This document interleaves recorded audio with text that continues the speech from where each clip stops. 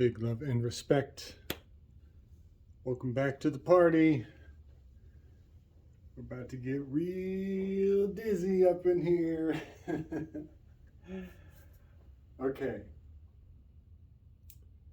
So my last video, I cut off on number 8.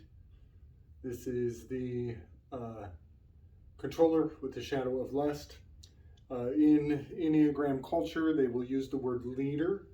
They have a very gentle hand in the terms that are chosen to describe the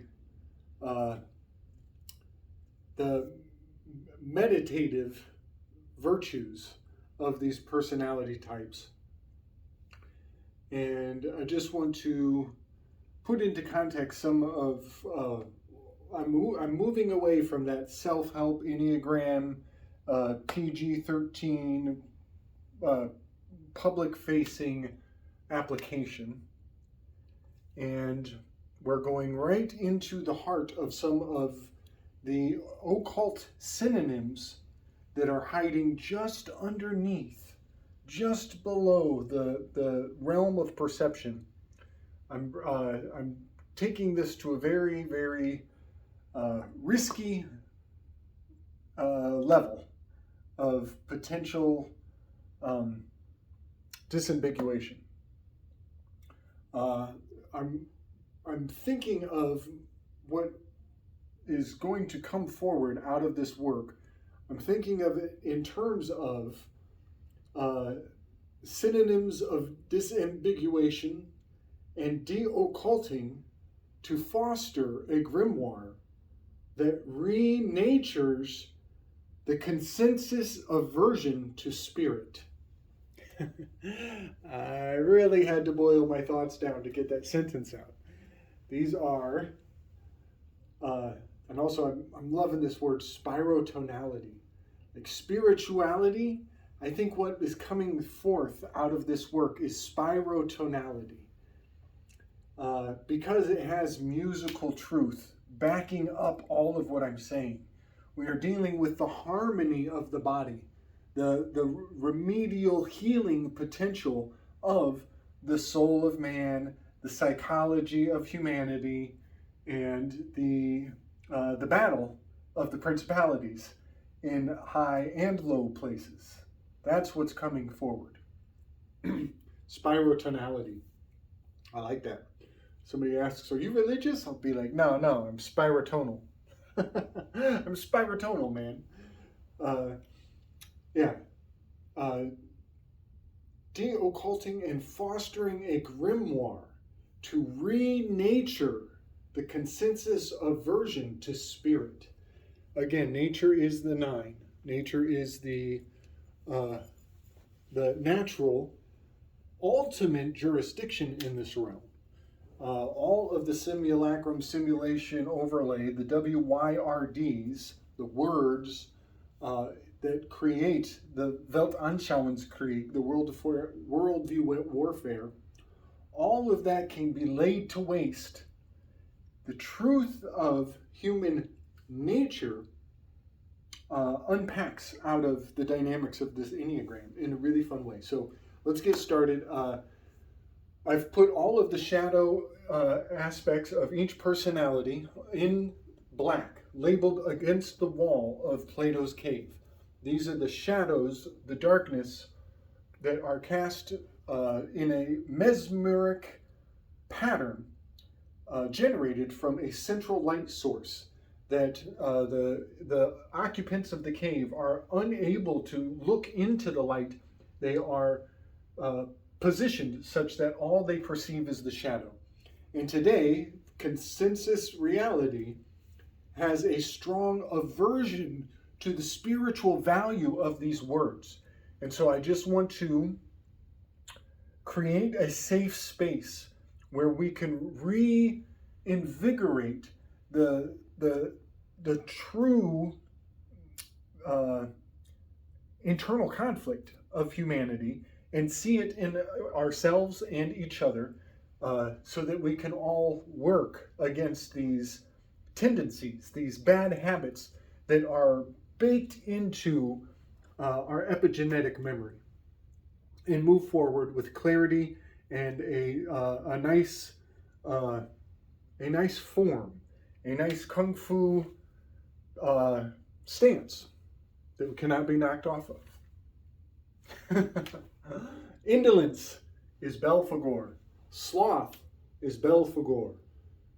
Laziness, Belphegor. All of these words are calling forth the same origin, the same spirit, the same nature of Belphegor. I'm going to put this, I think this is a great way to convey what I'm saying here. How many number 9s are there in the world?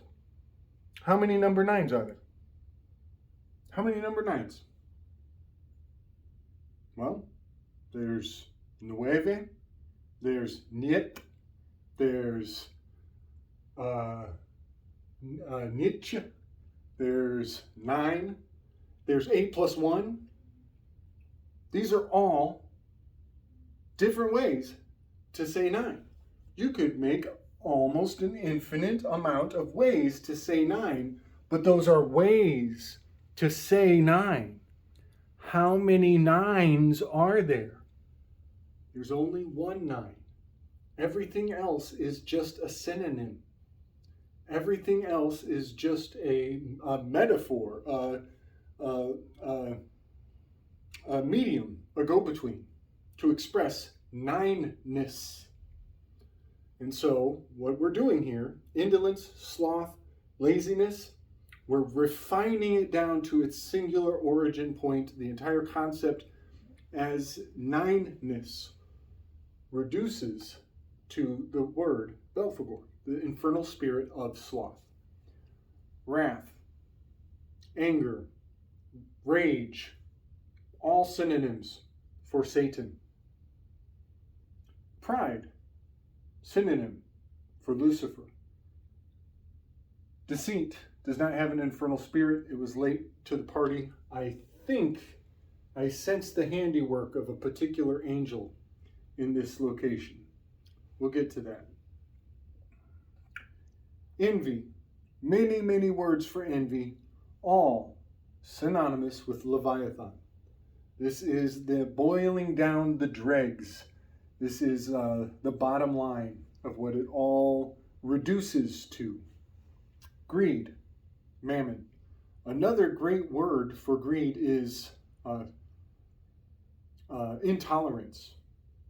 I like that because mammon is uneven weights and measures, which is a synonym for tolerance. But I just love mentioning the tolerance. It seems very important. Again, number 6 and number 3 have no infernal spirit as of yet, but I do sense a powerful relationship in the 6 to the 1, 2, 6 spear. Same with the 3, with the powerful relationship to the 7, 8, 3. But moving forward to number 7, glutton is the shadow of the epicure or the enthusiast. And the infernal spirit of glutton is Beelzebub. Something that's coming forward for me. I'm harnessing this term epicure, and I'm focusing on it because I want to learn more about it. I want to access the spirit of the Stoics. I think it is a very redeeming mindset to almost vindicate or justify or shine favorably on what has become scientific optimism, which is kind of running amok right now. But to come at scientific optimism with the Epicurean lens, I think has a great amount of beneficial potential. So I'm gonna really be harping on the Epicure because they have a strong Stoic ability to say no and only accept the finest and most exemplar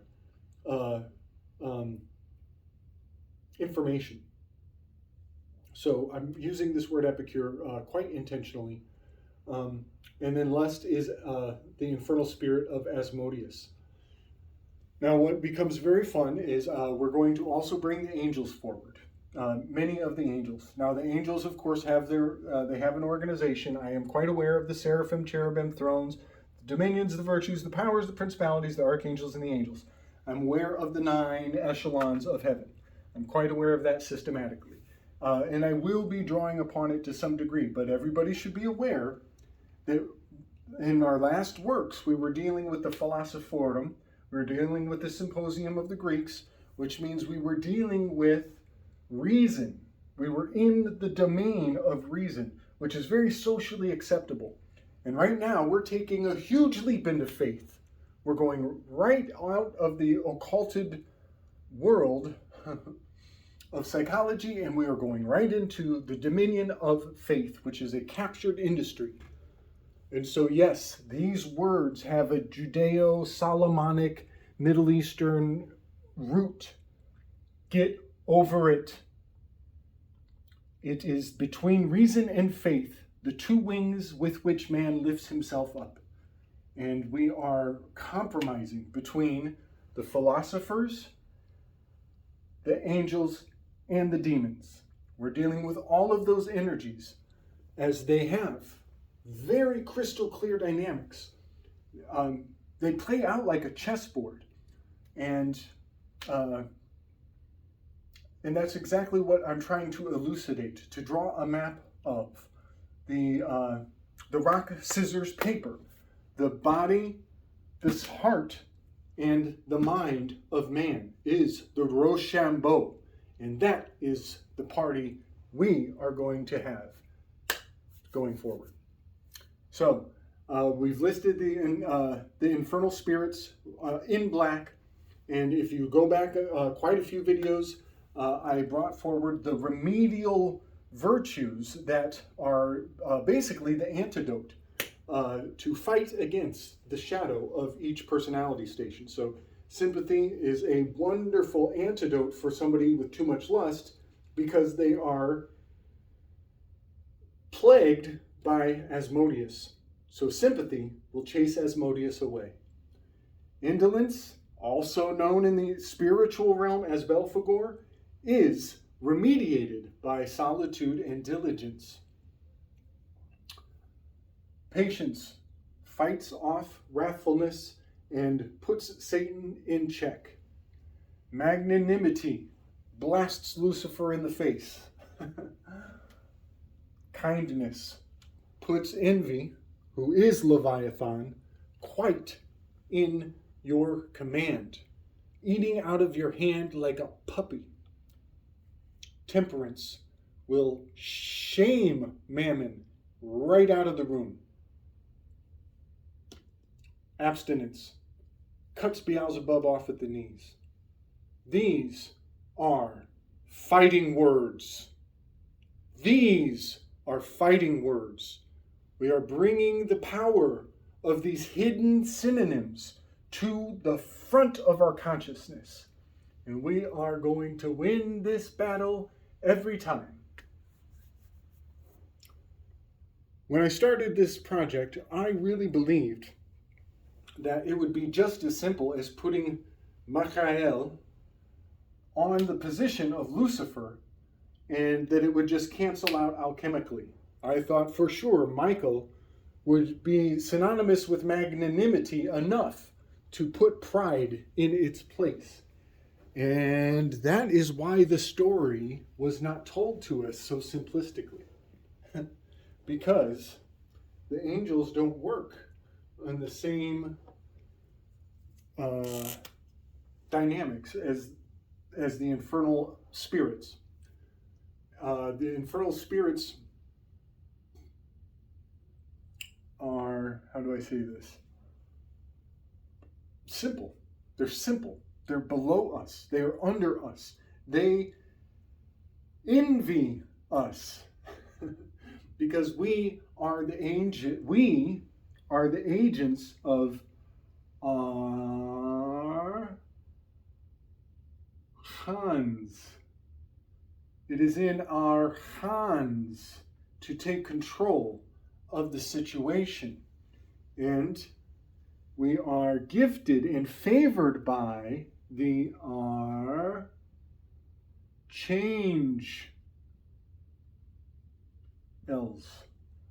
We are blessed by the archangels. And it is very, very beneficial to change your own destiny. It is in your hands. These archangels have blazed examples into mythology such that we can benefit from the lessons. We can garner all of the inheritance of the mythology and what it can teach us when we get caught up in our shadow. Michael is the first, the primary, the principal of the archangels. He gets so much airplay as he killed Lucifer. He slayed Lucifer. He slayed the prideful one. I'm giving Michael as the ultimate heavenly warrior, the right hand of God. I am giving him the 7, 8 to the 3 spear. This is experimental. This is experimental. I have a strong sense that it will be a very beneficial experiment, as 7.83 is the Schumann resonance. Very powerful for Michael to hold the spear of the most aggressive grouping in the Enneagram. The enthusiasts, the controllers, and the achievers, all synonymous with Michael. Gabriel takes second seat, takes praise. I understand. Homie's got a lot to say. Gabriel will be holding the spear of the 1, the 2, and the 6. When Gabriel comes on the scene, when he visits Zechariah, when he comes into the presence of Daniel, when he blows Mary Magdalene away. Wait, no. Not Mary Magdalene. Virgin Mary, Mother Mary, the matriarch. When he blows her away with his presence, he's coming to give the name. His first words, do not fear. The tip of his tongue is do not fear, is the first thing he tells everybody who he meets. And they end up a little shook. He could be pretty intense.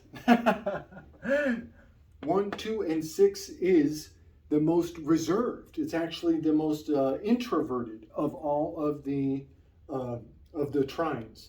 The 1, 2, 6 spear is reserved. He is working in the private. He is behind the scenes. He's not a showboater. Could have learned a thing or two about that. He is humble and definitely working behind the scenes in a major way.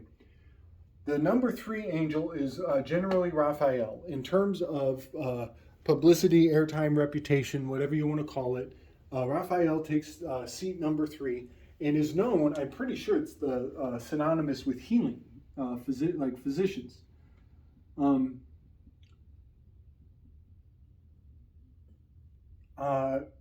So I'm putting him in the number 3 spot at the moment because Erixomachus is a healer. The number 3 is all things Dionysian, medicinal,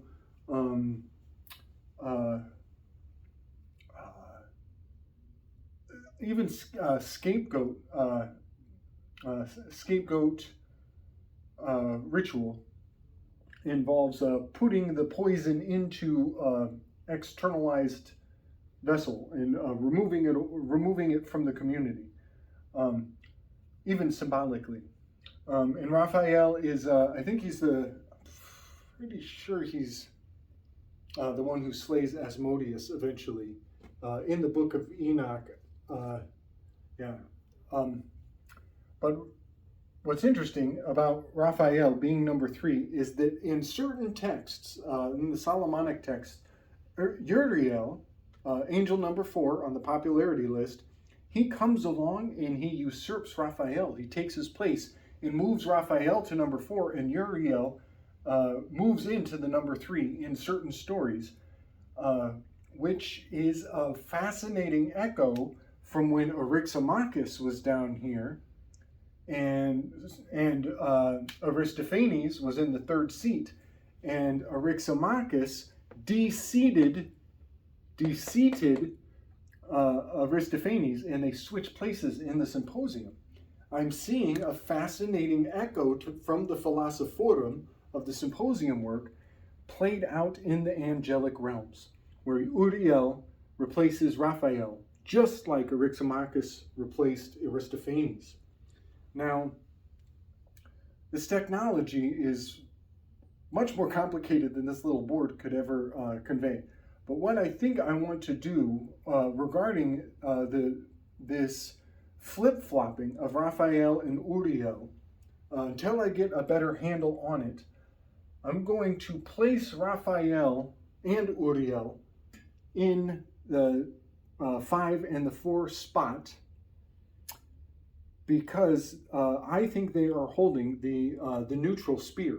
This flip-flopping is it has a bit of a hermaphrodito in itself, a both and nature, which is integral to this 5 to the 4 gap. The 5, 4, and the 9 is the most neutral. Is that right? Aggressive, passive, and neutral. Yes. The 5 to the 4 and the 9 is the most neutral of the spears. And so I'm actually going to put Raphael here for now, and I am leading up to something very significant. I'm learning a great deal about the acrimony around the number 5. There's something in the psychology of man, like a bit of a keystone, or I don't know, a cultural battle over reappropriating, repackaging, and renaming the nature of number 5. Something really frustrated in the minds of man is going on here in the number 5. So I'm pulling Raphael over here because there is a great amount of healing needs to happen around this number 5. Even though he is the 3rd angel, I could simplify everything. I could not have said any of that. I could have just said Michael, Gabriel, and Raphael, holding the 3 spears of the 369. That would have been sufficient. But I want Uriel in here as well, because we need the 4. We need a tetramorphic 4 corners, 4 winds reform